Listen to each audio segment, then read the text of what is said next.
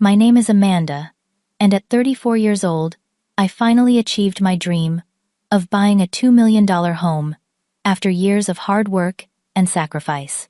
As an executive at a leading tech company, I was beyond excited to show off my beautiful new place at my housewarming party. Family dynamics have always been complicated for me, but I never expected my perfect day would turn into a family showdown that would change everything.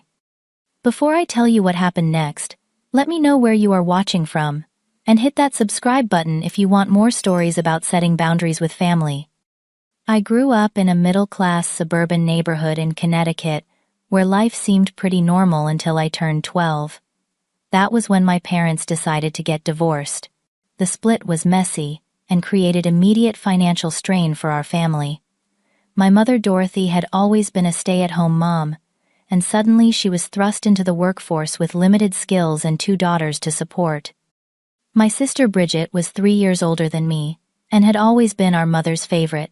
It was never said explicitly, but the signs were obvious to anyone paying attention. Bridget looked more like our mother shared her interests, and had the same outgoing personality that made her the center of attention at family gatherings. I was quieter, more studious, and took after my father in both appearance and temperament. When the divorce happened, those dynamics intensified. My mother leaned heavily on Bridget for emotional support, treating her more like a friend than a daughter. Meanwhile, I threw myself into academics, seeing education as my ticket to independence. While Bridget was dating and partying through high school, I was earning straight A's and applying for every scholarship I could find. The hard work paid off when I received a full scholarship to a prestigious university to study business and computer science. My mother barely acknowledged the achievement, mentioning it only in passing to relatives, while spending hours on the phone discussing Bridget's latest boyfriend drama. I worked throughout college, taking on internships during the summer and part-time jobs during the school year to cover my living expenses. Meanwhile, Bridget dropped out of community college at 21, when she got pregnant with her first child, Zoe. Our mother was surprisingly supportive, converting our childhood home into a space for Bridget and her baby, talking endlessly about how being a grandmother was her greatest joy. I continued pushing forward with my education and career, determined to build something for myself. After graduating with honors, I landed an entry-level position at a growing tech company. The hours were long and the work was challenging, but I thrived in the environment. Over the next 10 years, I climbed the corporate ladder through a combination of technical skill, business acumen, and sheer determination. Each promotion came with more responsibility and better compensation, allowing me to build significant savings for the first time in my life. During those same 10 years, Bridget had 3 more children with 2 different fathers. Grace came 2 years after Zoe, then Lily, 3 years later, and finally, Harper just last year. Each new child seemed to coincide with a new financial crisis. And each time my mother would call me with the same refrain: "Your sister needs help, and family has to stick together." The pattern became painfully predictable. Bridget would make impulsive financial decisions, from leasing luxury cars she couldn't afford to moving into apartments beyond her budget. When the consequences inevitably caught up with her, our mother would contact me, explaining why it was my responsibility to bail Bridget out. Over the years, I paid her rent when she faced eviction-covered car repairs, when she needed transportation for the kids, and funded school expenses when she claimed she couldn't afford them. Each time I helped, I told myself it would be the last time. Each time I convinced myself I was doing it for my nieces, not for my sister who refused to learn from her mistakes. And each time my resentment grew a little deeper. 3 years ago, I made a decision that changed everything. I accepted a senior executive position that required relocating to another city, 4 hours away from my family. My mother acted as though I was abandoning them, while Bridget seemed genuinely panicked at the idea that her safety net would no longer be readily accessible. I assured them both I would visit regularly, but privately I welcomed the physical distance as a chance to establish some emotional boundaries as well. The move coincided with a significant salary increase and bonus structure that substantially boosted my net worth. For the first time, I began seriously considering buying a home rather than renting. I had always been careful with money, investing wisely, and living below my means. Now, approaching my mid-30s, I felt ready to put down roots and create the sanctuary I had always dreamed of. My house hunting journey lasted nearly a year. I viewed dozens of properties, but nothing felt quite right until my realtor called about a new listing that had just hit the market.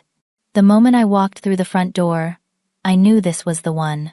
5 bedrooms, 4.5 bathrooms, a stunning kitchen with top-of-the-line appliances, a home office with built-in bookshelves and a backyard with a pool and patio, perfect for entertaining. At $2 million, it was at the top of my budget, but I could make it work. The house represented everything I had worked for all these years. Each room, each feature, each carefully designed space was a testament to my journey from that quiet, overlooked child to a successful woman who had built a life on her own terms. When I signed the closing documents, I felt a profound sense of achievement mixed with disbelief. This beautiful home was actually mine. I spent the next month making the space truly my own. I hired painters to transform the walls with a palette of soft blues and greens, invested in comfortable but elegant furniture, and carefully selected artwork that spoke to my aesthetic.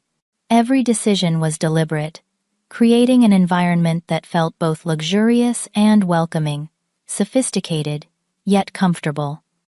Once everything was in place, I decided to host a housewarming party. I wanted to celebrate this milestone with friends and colleagues who had supported me throughout my career. After some consideration, I added my family to the guest list as well. Despite our complicated history, I hoped the occasion might represent a fresh start. Perhaps seeing my success firsthand would help them understand my boundaries going forward. I planned every detail meticulously. I hired a catering company known for their exquisite appetizers and cocktails, arranged for a bartender to serve drinks throughout the evening, and even brought in a florist to create stunning arrangements for each room. The guest list included 50 people, a mix of work associates, friends from various stages of life, and yes, my small family. The day before the party, I received a text from Bridget that sent a small shiver of apprehension down my spine. So excited to see your new place tomorrow. I have big news to share with everyone. Trust me, you will never forget this housewarming. I tried to dismiss my unease as paranoia born from years of difficult interactions. Surely even Bridget wouldn't try to hijack my housewarming party. I focused instead on the final preparations, determined to make the event perfect in every way. This was my moment, my celebration, my home. What could possibly go wrong? The morning of the party dawned bright and clear, perfect weather for an event that would flow between indoor and outdoor spaces. I woke up early, too excited to sleep in despite having been up late finalizing details. Walking through my house in the gentle morning light, I felt a surge of pride and contentment. Every surface gleamed, every room looked magazine-worthy, and the caterers would arrive in just a few hours to set up. I spent the morning arranging last-minute touches, lighting scented candles, adjusting flower arrangements, and testing the carefully curated playlist that would provide background music throughout the evening. By the time the catering team arrived at 3 in the afternoon, everything was ready. The party was scheduled to begin at 6, giving me plenty of time to shower, dress, and prepare myself mentally for hosting. The first guests arrived promptly at 6, a group of colleagues from work, who exclaimed appreciatively as they entered the grand foyer with its soaring ceiling and elegant chandelier. I gave them a quick tour, feeling a flutter of pleasure at their genuine admiration of my new home. "Amanda, this place is absolutely stunning," said Marcus, my department head. "That view from the back patio is worth every penny." "The kitchen is a chef's dream," Rachel added, running her hand along the marble countertop. "I cannot believe you found this place in this market." As more guests arrived, I settled into the role of gracious hostess, accepting housewarming gifts, introducing people who hadn't met before, and ensuring everyone had a drink in hand. The caterers circulated with trays of delicious appetizers, and the atmosphere quickly became festive and relaxed. My father arrived with his new wife Patricia, around 6:30. Our relationship had improved since the divorce, though we would never be especially close. He gave me an awkward hug and presented me with an expensive bottle of champagne. "Quite a place you have here, Amanda," he said, looking around with obvious approval. "You have done very well for yourself." "Thanks, Dad," I replied, feeling a small glow of satisfaction at his acknowledgement. "Let me show you around." As I guided them through the house, pointing out features and sharing my plans for various spaces, I could sense a genuine pride in my father's responses. Patricia, who had always been kind if somewhat distant, complimented my taste and asked thoughtful questions about my design choices.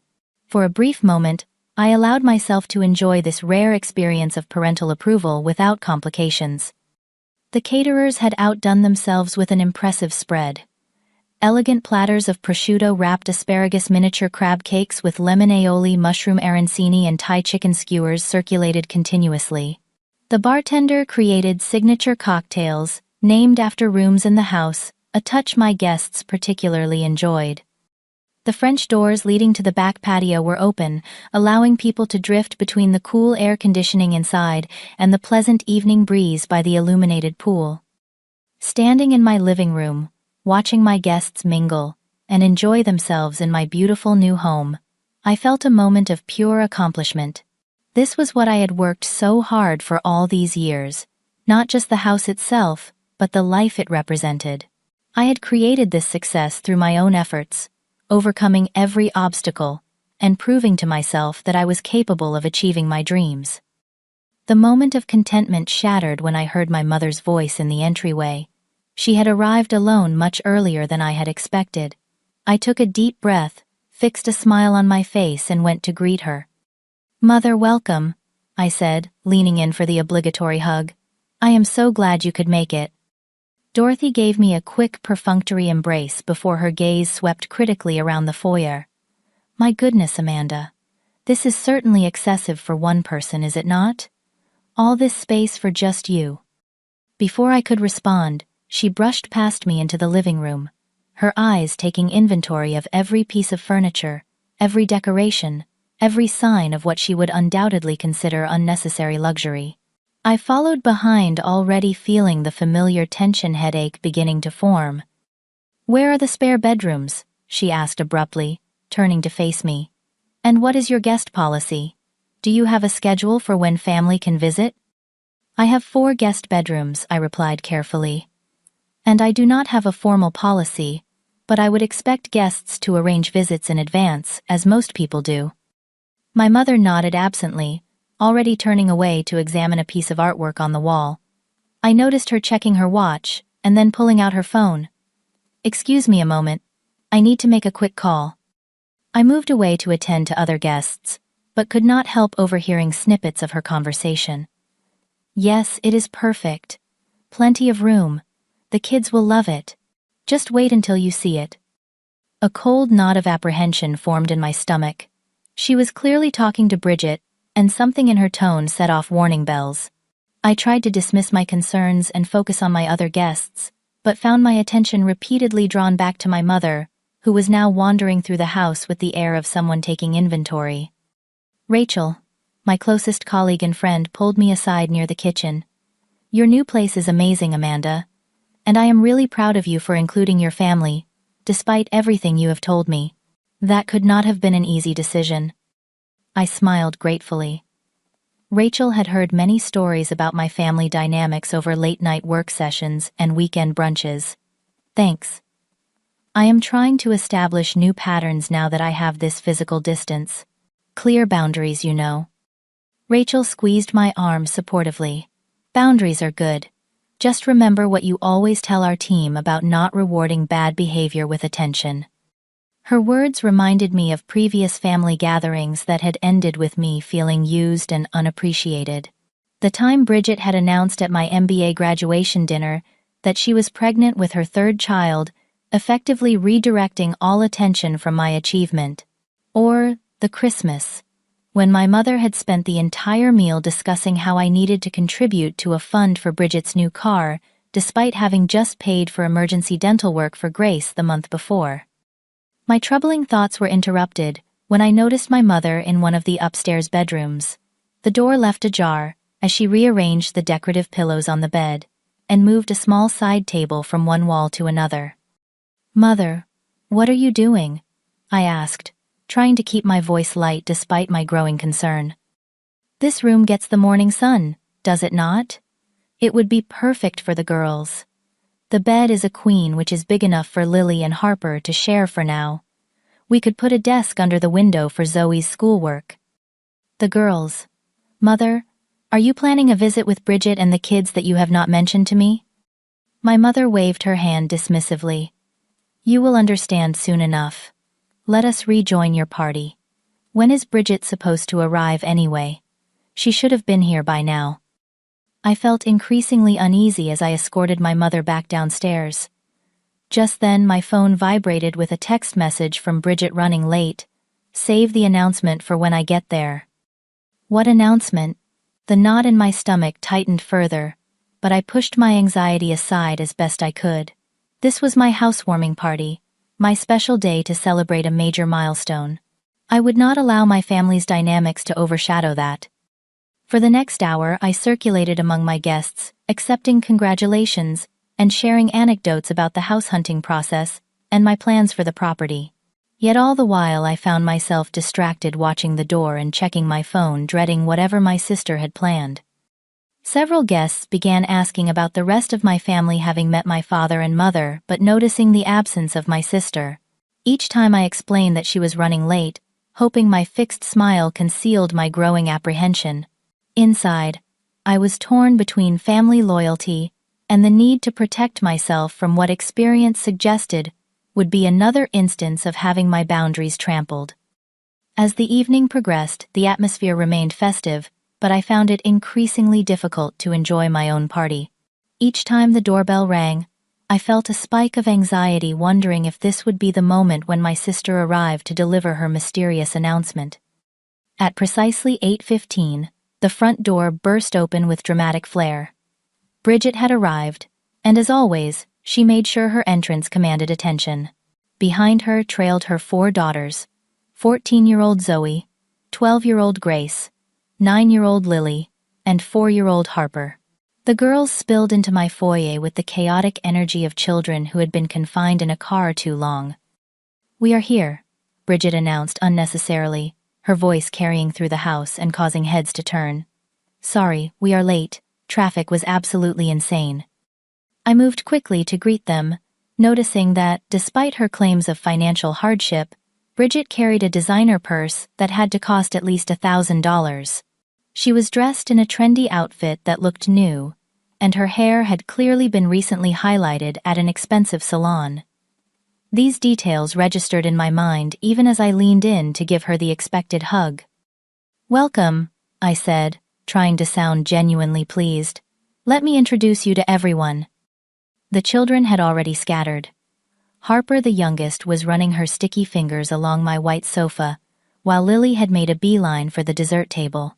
Grace stood sullenly by the door, tapping on her phone, and only Zoe hung back near her mother, offering me a small apologetic smile.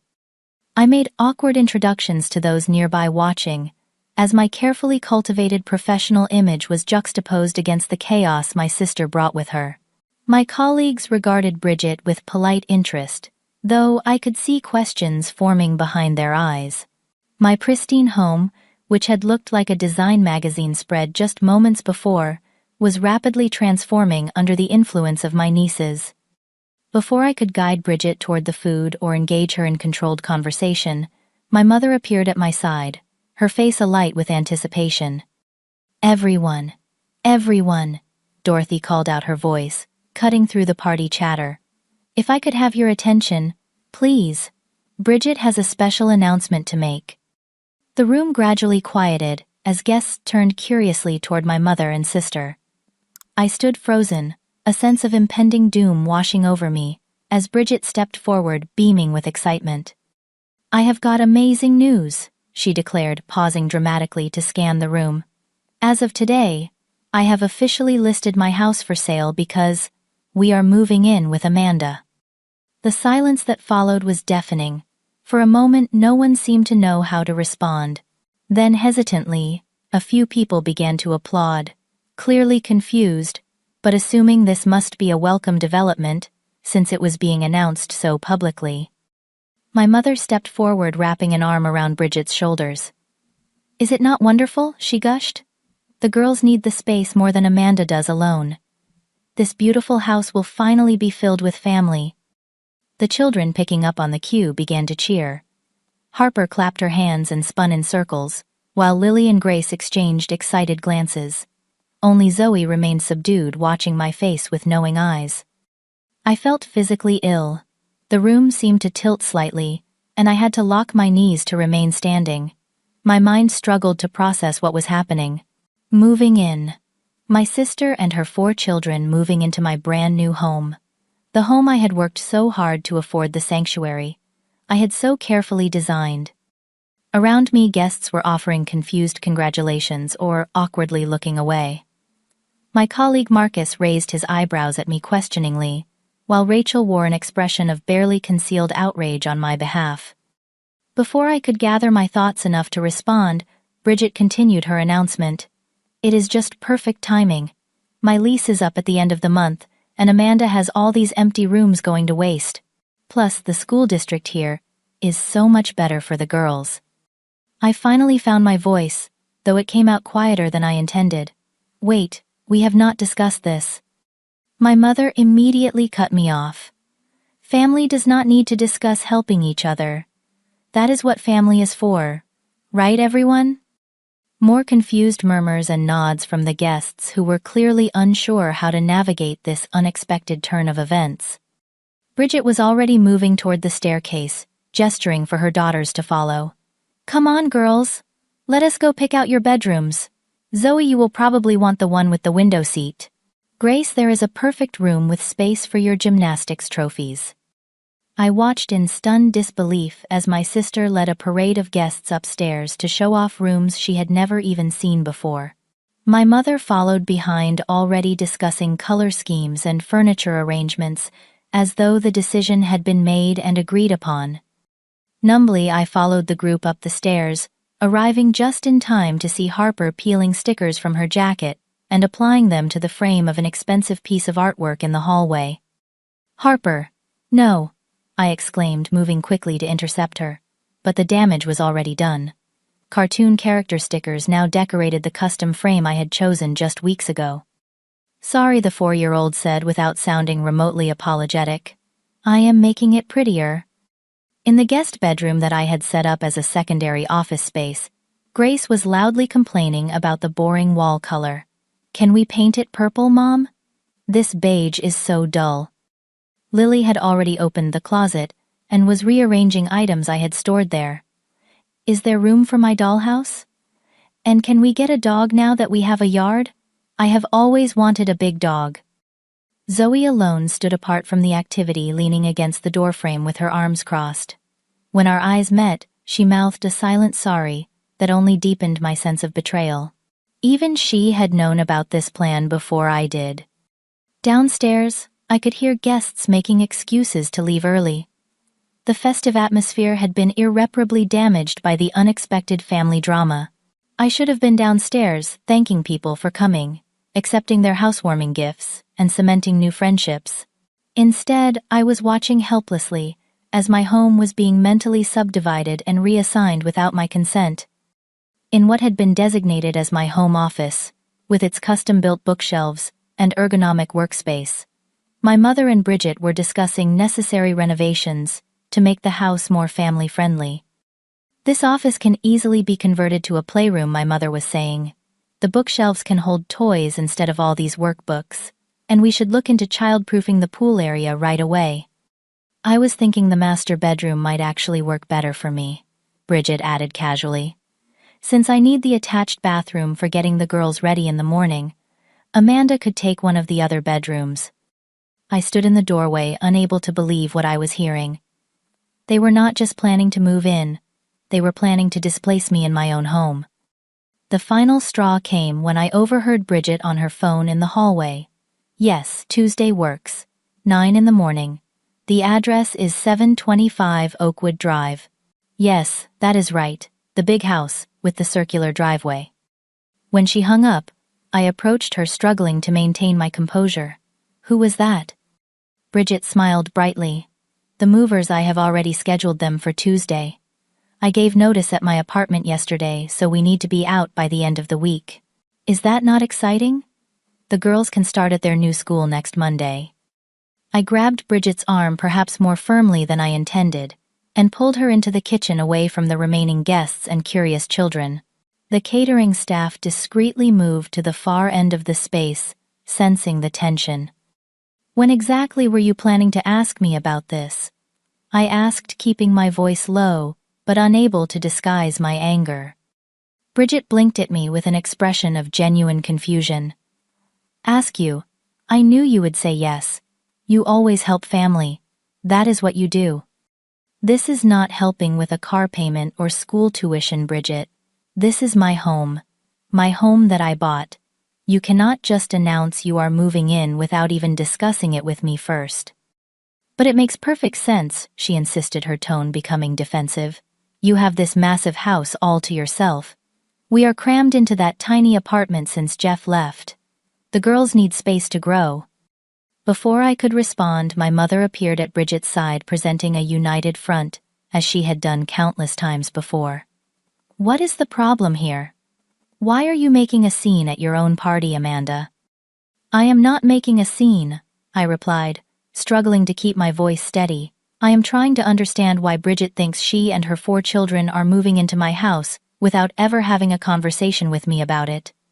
My mother's expression hardened. After everything we have done for you, this is how you repay family loyalty, by begrudging your own sister and nieces a roof over their heads. What exactly have you done for me? The words escaped before I could stop them, releasing years of pent-up frustration. I put myself through college. I built my career from nothing. I saved for this house for years. No one handed me anything. We raised you, my mother snapped. We supported your decision to move away for that job. We have always been there for you. Memories flashed through my mind, the pattern of my family, taking advantage of my success year after year. The time Bridget had borrowed money for a security deposit on an apartment, only for me to discover she had used it for a vacation instead. The Christmas when my mother had opened a credit card in my name to buy family gifts that went primarily to Bridget and her children. The countless times my achievements had been minimized, while Bridget's smallest efforts were celebrated. Our heated discussion was interrupted by a crash from the dining room. I rushed in to find Lily with a paintbrush in hand, having knocked over a container of watercolors onto my hardwood floor. She had apparently decided to paint a mural on my dining room wall. Lily, what are you doing? I exclaimed, grabbing paper towels to blot the spill before it could stain. Making it prettier, she replied, echoing her younger sister's earlier words. Mommy said we can decorate our new house however we want. My mother appeared behind me, placing a hand on Lily's shoulder. She is just making it feel like home, Amanda. Children need to express themselves creatively. This is already someone's home, I said through gritted teeth. Mine. Returning to the kitchen, I overheard Bridget on her phone again, this time clearly speaking to the moving company. Yes, I will need storage for some of the larger furniture items, she was saying. My sister has plenty of space in her garage. The realization struck me like a physical blow. You have already sold furniture, assuming you could store things in my garage. Bridget at least had the grace to look slightly embarrassed. Just a few things. The dining set, my bedroom furniture. Things that would not fit with your decor anyway. I felt a steadying hand on my arm and turned to find Rachel, concern evident in her expression. Amanda, do you need help with anything? She asked pointedly, her gaze flicking between me and my family members. Before I could respond, my mother stepped forward, her voice sharp. This is a family matter. We can handle our own affairs. Rachel stood her ground. I am just making sure Amanda is okay with these sudden changes to her living situation. It seems like quite a surprise. My daughter knows the importance of family, my mother replied coldly. unlike some people who only think of themselves. Family works both ways, Rachel countered. Respect goes in all directions. I felt a surge of gratitude for Rachel's support, but the situation was rapidly spiraling out of control. My housewarming party, meant to be a celebration of my achievement, had devolved into a family confrontation with my professional colleagues as witnesses. In the living room, I found Bridget in tears, playing the victim for a small audience of remaining guests. "I just do not understand why she is being so difficult," she was saying. "It is not like she needs 5 bedrooms for herself. My girls deserve stability after everything they have been through with their fathers." My mother joined in adding fuel to the fire. "Amanda has always been the fortunate one. Good at school, good job, no children to support. If she wanted privacy, she could just buy another house. It is not like she cannot afford it." The last comment pushed me over the edge. Buy another house? I just spent $2 million on this one. A house I saved for, researched and purchased entirely on my own. A hush fell over the room at my outburst. In the awkward silence that followed, Bridget's phone rang. She answered it without hesitation, stepping away, but remaining within earshot. "Hi babe," she said sweetly. "Yes, I am at Amanda's now. The house is perfect, plenty of room for all of us, including you. The master bedroom has a walk-in closet you will love." I felt my jaw drop. Not only was Bridget planning to move herself and her 4 children into my home, but apparently her new boyfriend was part of the package deal as well. Just then, the doorbell rang. 2 of my neighbors had arrived with housewarming gifts, having been invited to stop by later in the evening for dessert. I greeted them mechanically, accepting their gifts while trying to maintain a facade of normalcy, despite the chaos unfolding around us. As I guided them toward the refreshments, I caught sight of Bridget in my living room, measuring the windows with a tape measure she had apparently brought with her. "These curtains will need to be replaced," she was saying to my mother. "They are not blackout, and Harper needs complete darkness to sleep through the night." Each new discovery about their plans pushed me closer to my breaking point. Years of suppressed resentment of being taken for granted, of having my boundaries ignored, welled up inside me. I had spent my entire adult life trying to be the responsible one, the successful one, the one who could be counted on in a crisis. And this was how my family repaid me, by treating my greatest achievement as if it were communal property to be divided up according to their needs and desires. The final straw came when I returned to my home office to find my mother and Bridget examining my desk and bookshelves with critical eyes. "This will all have to go, of course," my mother was saying. "The girls need a proper playroom, and all these electronics are not suitable. That glass desk is a hazard with children around." "We can convert the garage for Amanda's office stuff," Bridget suggested. "That way she can still work from home when she needs to, but it will be out of the way." As they continued planning the destruction of the space I had so carefully designed for my professional needs, something inside me snapped. The last thread of patience, of family obligation, of misplaced guilt finally broke.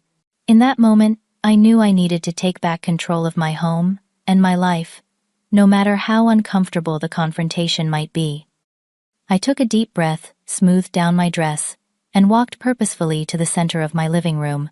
The party had dwindled to about 20 guests, a mix of confused friends, uncomfortable colleagues, and my immediate family members who had created this disaster. "Could I have everyone's attention, please?" I called out, my voice steadier than I expected. "I need everyone to gather in the living room for a moment." As people began to assemble, I excused myself briefly and went to my bedroom. From my nightstand drawer, I retrieved a folder containing several important documents. My hands trembled slightly, but my resolve was firm. This had gone far enough. When I returned to the living room, I found my mother standing at the center, one arm around Bridget's shoulders. She had apparently decided to take charge in my absence. "While we are all gathered," Dorothy announced to the remaining guests, "I think we should take a moment to celebrate not just Amanda's new home, but the fact that this beautiful house will soon be filled with the laughter and love of trees. Family. Bridget and her girls will bring so much life to these empty rooms." Bridget nodded enthusiastically. We are thinking of painting the living room, a warmer color, maybe a nice terracotta. And the kitchen island needs to be child-proofed, of course. The bathrooms will need some updating too. More storage for all our toiletries. I stepped forward, the folder clutched firmly in my hand. Before we go any further with these plans, I said calmly, there is something important I need to share with everyone. My mother frowned at the interruption, but I continued before she could object. 3 weeks ago, I received a call from a realtor friend who handles properties in Bridget's neighborhood. She mentioned that a house on Maple Street had just been listed for sale, a house that sounded very familiar. Bridget's smile faltered slightly, confusion crossing her features. It seems, I continued, that someone had decided to sell their house rather suddenly. The listing agent mentioned that the owner was a single mother with 4 children who needed to move quickly due to financial difficulties. I opened the folder and removed the document on top. When I heard this description, I had a suspicion. You see, over the years I have learned that when my sister makes sudden financial decisions, they often result in phone calls asking for my help. So I decided to be proactive this time. My mother stepped forward, her expression darkening. Amanda, what have you done? Something I probably should have done years ago, I replied. I set up a meeting with the listing agent through my company's LLC. I made a competitive offer on the house through my business entity. The seller never knew who the buyer was. Bridget's face had gone pale. You cannot buy my house without telling me. Actually, I can. And I did. I held up the document in my hand. The offer was made through Westside Properties LLC. Your realtor told you it was the best offer on the table, so you accepted it. The deal closed 3 days ago. Stunned silence filled the room. My remaining guests exchanged uncomfortable glances, clearly shocked by this unexpected turn of events. My father, who had remained on the periphery of the drama until now, moved closer, his expression unreadable. You paid fair market value, I continued, looking directly at Bridget. I did not take advantage of your situation. In fact, my offer was slightly above asking price to ensure it would be accepted. The money has already been transferred to your account. But why would you do this? Bridget demanded, her voice rising. Were you spying on me? I was protecting myself. I corrected her. And, as it turns out, that was the right decision. You were planning to sell your house and move your entire family into mine without even asking me. You were going to present me with a fait accompli, assuming I would have no choice but to accept. My mother attempted to intervene. This is completely underhanded. You deliberately deceived your sister. No more underhanded than planning to invade my home without my permission, I countered. The difference is that my solution actually helps everyone. I now own the house Bridget was planning to leave. As the owner, I can offer her a continued lease at a fair rate. I removed another document from my folder. I have already prepared a lease agreement. The rent is reasonable for the area, well within what Bridget can afford with her income. She and the children can stay exactly where they are in the home they already know, in their current school district with all their existing furniture. Bridget stared at me in disbelief. You expect me to rent my own house back from you? It is not your house anymore, I reminded her gently. You sold it, without consulting me about your plans to move into my home, I might add. But yes, I am offering you the opportunity to stay there as my tenant. My mother's face had turned an alarming shade of red. This is unacceptable. You cannot treat family this way. Actually, I think Amanda is being incredibly generous, my father interjected unexpectedly. She has found a way to help Bridget stay in her home, rather than displacing her own life to accommodate poor planning on Bridget's part. Several of my friends nodded in agreement, and I caught Rachel's subtle thumbs up from across the room. The lease terms are straightforward, I continued, refusing to be derailed. Market rate rent with the first 2 months discounted to help with the transition. Standard clauses about maintenance and repairs with me as the landlord, covering major issues as legally required. All perfectly normal and fair. Bridget's expression had shifted from shock to anger. You have been planning this all along. You knew I was in financial trouble, and instead of helping me like a sister, should you took advantage? No, I created a solution that respects everyone's boundaries, I corrected. I am helping you keep your home. I am just not giving up mine in the process. My mother stepped between us, her voice shaking with barely controlled fury. I did not raise you to be so cold and calculating, Amanda. Where is your sense of family loyalty? My loyalty has been demonstrated through years of financial support, I replied steadily. But loyalty should not require me to sacrifice my own home and happiness. There is a difference between helping family and being exploited by them. Bridget began to cry in earnest, now tears streaming down her face as she clutched at our mother's arm. She has trapped me. What am I supposed to do now? You have two perfectly good options, I said calmly. You can continue living in your current house as my tenant with very reasonable terms, or you can use the money from the sale to find another place that suits your needs. What you cannot do is move yourself and your 4 children into my home without my consent. The room had grown uncomfortably quiet. The remaining guests, witnessing a family drama none of them had expected to be part of. Even the children had stopped their activities, sensing the tension. This is ridiculous, my mother declared. Amanda, you need to fix this situation immediately. I met her gaze steadily. I already have. I am helping Bridget keep her home. I am just doing it on my terms, not yours. The silence that followed my declaration was absolute. For several long moments, no one seemed to know what to say. Bridget stood frozen. The lease agreement I had offered, still clutched in her hand, her expression, cycling rapidly between shock, anger, and disbelief. I cannot believe you would do this to your own sister, she finally said, her voice trembling. This is a new low, even for you. Purchasing a property as an investment and offering you favorable rental terms is hardly malicious, I replied. Would you prefer? I had let a stranger buy your house.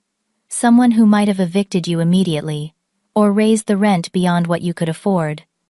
My response only seemed to infuriate her further. You should have just let me move in here.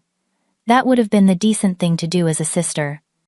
Without asking me first, without any discussion of boundaries, expenses, or duration, that is not reasonable, Bridget, and you know it.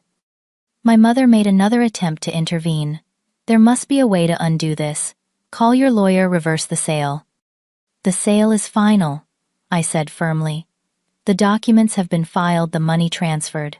This is the reality we are now working with. As the implications of the situation began to sink, a curious shift occurred in the room. Several of my friends who had been watching the drama unfold with uncomfortable expressions now seemed quietly supportive of my position. My colleague Marcus gave me a subtle nod of approval, while Rachel had moved to stand symbolically at my side. Most surprising was the reaction of Zoe, Bridget's oldest daughter. She stepped away from her mother and siblings and moved to the center of the room. Mom, she said quietly, maybe we should listen to Aunt Amanda. It would be weird to leave our house anyway. I do not want to change schools again. Bridget turned to her daughter with an expression of betrayal. Zoe, whose side are you on? There should not be sides, Zoe replied, with a maturity beyond her 14 years. Aunt Amanda is offering to let us stay in our house. Is that not what matters? A few of the remaining guests began to discreetly gather their belongings, clearly feeling they had witnessed more family drama than they had bargained for. I made no move to stop them, understanding their discomfort. The situation became even more complicated when the front door opened and a man in his early 30s walked in without knocking. Hey babe, sorry I am late, he called to Bridget. Traffic was insane. Did you tell them our news yet? This, I presumed, was the boyfriend, who had also been planning to move into my home without my knowledge or consent. He stopped short when he sensed the tension in the room, looking around in confusion. Jake, Bridget said, her voice strained, we need to talk outside. As they stepped onto the front porch, I found myself momentarily alone with my mother, who regarded me with cold disappointment. I always knew you were selfish, Amanda, but I never imagined you would stoop this low to prove a point. This is not about proving a point, I replied wearily. This is about setting healthy boundaries after years of having mine ignored. I want to help Bridget. I truly do. But I will not be ambushed in my own home and expected to upend my life without even being consulted. My father approached, having overheard our exchange. Dorothy, the girl has a point. Bridget should have discussed this with Amanda before making plans. Of course you would take her side, my mother snapped. You always encouraged her independence to the point of selfishness. I encouraged her to value herself, he corrected, something you might consider doing with both your daughters. My mother turned away, clearly unwilling to continue the conversation with him. Instead, she went to find Bridget outside, leaving me standing with my father in an unexpected moment of alliance. That was quite a chess move, he said with a hint of admiration. I had no idea you had it in you. Neither did I admitted. But I reached my breaking point. The party had effectively ended. Most guests had made their excuses and departed, leaving only a handful of close friends and family members. The catering staff was discreetly beginning to clean up, though the event had been scheduled to continue for another 2 hours. Bridget and Jake returned from their conversation, outside both looking subdued. My mother followed behind them, her expression grim, but somewhat resigned. Can we talk privately? Bridget asked, gesturing toward the kitchen. Just you and me. I nodded and followed her, relieved at the prospect of a rational conversation without our mother's interference. Once we were alone, Bridget leaned against the counter, suddenly looking exhausted. Why did you not just tell me you knew about the house sale? She asked. Would you have told me about your plan to move in here if I had?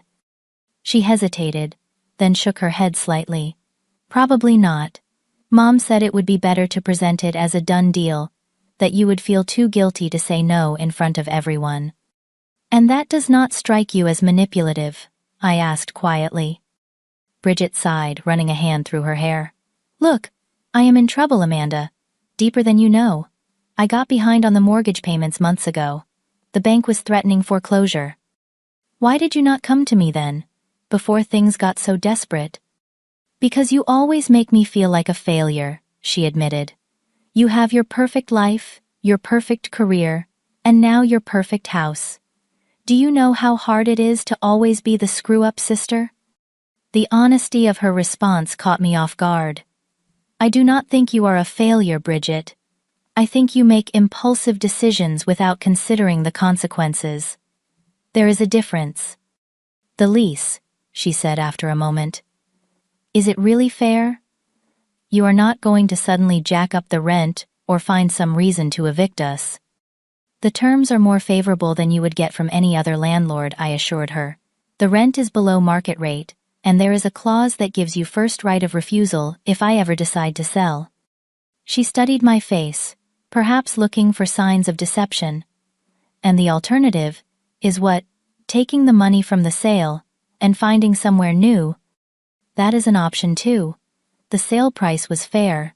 You could use it as a down payment on something else, if you prefer. I am not trying to trap you, Bridget. I am trying to give you options that do not involve commandeering my home. For several long moments she said nothing, apparently processing her limited choices. Finally, she nodded slowly. I will need to read over the lease carefully, and I want my own lawyer to review it. Of course, I agreed. That is completely reasonable. A tentative truce established, we rejoined the others in the living room. The children had settled somewhat, the initial excitement of potentially moving into the mansion, having given way to fatigue as the evening wore on. Zoe caught my eye and gave me a small smile that suggested she understood more than her mother gave her credit for. My mother was still coldly angry but seemed to recognize that her plan had been thoroughly derailed. I suppose we should be going, she announced stiffly. It is getting late and the girls have school tomorrow. As they gathered their belongings, Bridget approached me one last time. I will call you tomorrow about the lease, she said quietly. And Amanda, I am sorry about hijacking your housewarming. It was wrong. The apology, however, grudging, was unexpected. "Thank you for saying that," I replied. "It means a lot." After they left, only a small group of my closest friends remained, including Rachel, who immediately enveloped me in a supportive hug. "That was the most epic display of boundary setting I have ever witnessed," she said admiringly. "Are you okay?" The question made me realize I had been running on pure adrenaline for the past few hours. Now that the confrontation was over, I felt drained, but also strangely liberated.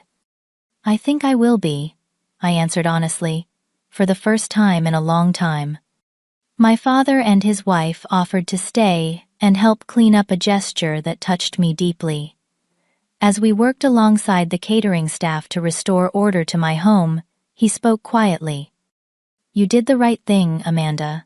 It may not feel like it right now, but standing up for yourself was necessary. Your sister needs to learn there are consequences to her actions." By midnight, the house was once again clean and quiet. My remaining friends helped carry the last of the gift bags to my bedroom before saying their goodbyes. Rachel was the last to leave, giving me one final hug at the door. "Your home is beautiful," she said, "and it is yours. Never forget that you earned this."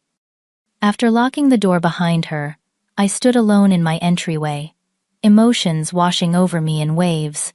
Relief that I had stood my ground, guilt that it had come to such a confrontation, sadness that my family relationships were so complicated. But beneath it all, a profound sense that something fundamental had changed tonight. For the first time in my adult life, I had set a boundary with my family and held firm when they tried to cross it. I walked slowly through the quiet rooms of my home, turning off lights and straightening cushions that had been displaced during the party. In each space I could still hear echoes of Bridget and my mother planning how they would transform it, as if my preferences and needs were irrelevant. But now those plans would never materialize. This home remained mine, a sanctuary I had created for myself. As I prepared for bed, physically and emotionally exhausted from the day's events, I felt no triumph, no sense of having won against my sister. Instead, I experienced something quieter but more profound, the peace that comes from finally standing up for yourself after a lifetime of accommodation. 1 month after the disastrous housewarming party, I sat on my back patio watching the sunset reflect on the pool's surface. So much had changed in those 4 weeks, both in my circumstances and in my understanding of family dynamics. Bridget had ultimately accepted the lease agreement after having her lawyer review it. She and the girls remained in their home now, technically my investment property. The transition had not been entirely smooth, with several tense phone calls and one tearful confrontation before she fully accepted the new arrangement. But we had reached a workable solution that protected both her needs and my boundaries. Initially, I had struggled with guilt over my actions. Had I been too calculating, too cold in my approach?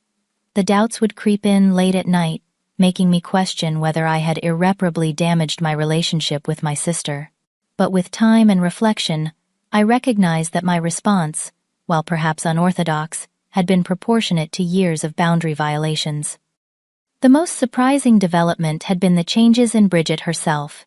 As part of our agreement, she had begun working with a financial counselor I had recommended through my company. The initial sessions had been rocky, with Bridget resistant to examining her spending habits and financial choices, but gradually she had started implementing some of the recommended changes. She had sold her luxury car for a more practical model, consolidated her credit card debt, and even set up a modest savings account for emergencies. My mother had maintained a chilly distance for the first 2 weeks, calling only to inform me that I had broken Bridget's heart and destroyed family trust. But even her rigid position had softened somewhat when she saw that my arrangement with Bridget was actually providing more stability than her original plan would have. She still made pointed comments about family loyalty during our infrequent calls, but the outright hostility had diminished. My relationship with my nieces had evolved in unexpected ways. Zoe, who had shown unexpected maturity during the confrontation, had begun reaching out to me directly. We had started a tradition of Sunday morning video calls, where we would discuss her schoolwork, her aspirations for college, and her observations about family dynamics. I saw in her a thoughtfulness and resilience that reminded me of myself at that age. Even the younger girls seemed to be adjusting to the new normal. When I visited their home rather than them invading mine, the interactions were more positive. Grace had proudly shown me her latest gymnastics medals. Lily had drawn me a picture that now hung on my refrigerator, and little Harper had climbed into my lap for a story, without leaving sticky fingerprints on my clothing. My home had become the sanctuary I had always intended it to be. I entertained friends regularly, hosted a small dinner party for colleagues, and even established a monthly book club gathering. Each of these events reinforced that this space was mine, to share on my terms with people who respected my boundaries. The professional impact had been positive as well. Standing firm in my personal life had translated into more confidence at work. I found myself speaking up more in executive meetings, pushing back on unreasonable deadlines, and advocating more effectively for my team. Several colleagues had commented on the change, including Rachel, who jokingly referred to me as the boundary boss in private conversations. Perhaps the most significant change had come in my conversation with Bridget 3 weeks after the housewarming. We had met for coffee at a neutral location, both of us nervous, but determined to find a way forward. "I have been thinking a lot about why I was so angry," she had admitted, staring into her cup. "And I realized it is because you broke the pattern.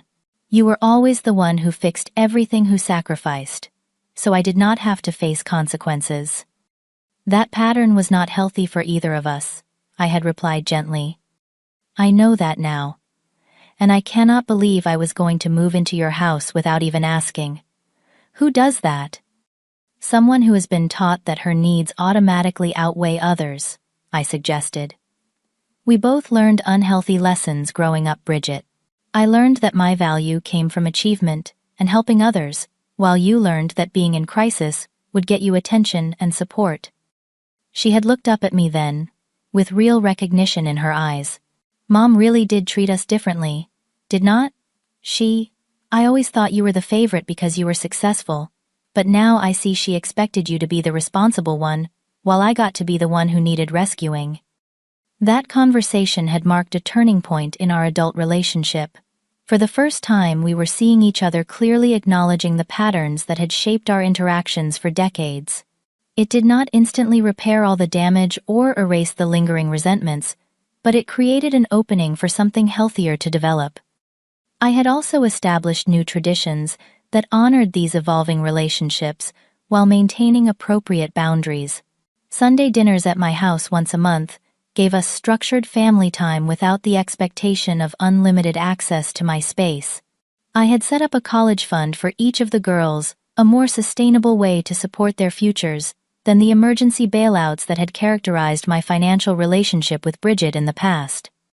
My father had expressed quiet pride in my standing firm.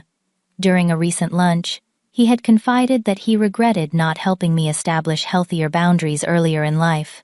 "I saw what was happening," he admitted, "but it was easier to let your mother handle the girls while I focused on work. I should have intervened when the pattern became so unbalanced." As I reflected on these changes, watching the sky shift from gold to deep purple, I recognized that setting boundaries had not destroyed my family as I had feared. Instead, it had created space for more authentic connections to develop. The relationships were more complex now, less defined by rigid roles and expectations, but also more honest. I had come to understand that true family support did not mean sacrificing your own well-being whenever asked. It meant finding sustainable ways to help that respected everyone's autonomy and dignity. Sometimes love meant saying no, establishing limits, and allowing others to experience the natural consequences of their choices. My journey of setting boundaries had only just begun. There would be setbacks, moments of doubt, and new challenges to navigate. But I had found a strength in myself that I had not known existed, a willingness to stand firm, even when it was uncomfortable. That strength would serve me well in all my relationships going forward. As the last light faded from the sky, I felt a deep sense of peace. My home remained my sanctuary, a space I had created through years of hard work and determination. I had not set myself on fire to keep others warm, and in refusing to do so, I had actually created more light and warmth for everyone.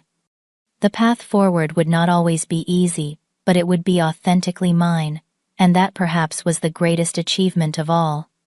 Have you ever had to set difficult boundaries with family members who expected too much from you? I would love to hear your experiences in the comments below. If this story resonated with you, please like and subscribe for more content about navigating complex family dynamics and personal growth. Remember that standing up for yourself is not selfish. It is necessary for healthy relationships. Thank you for listening to my story, and I hope it helps you find the courage to establish your own boundaries when needed.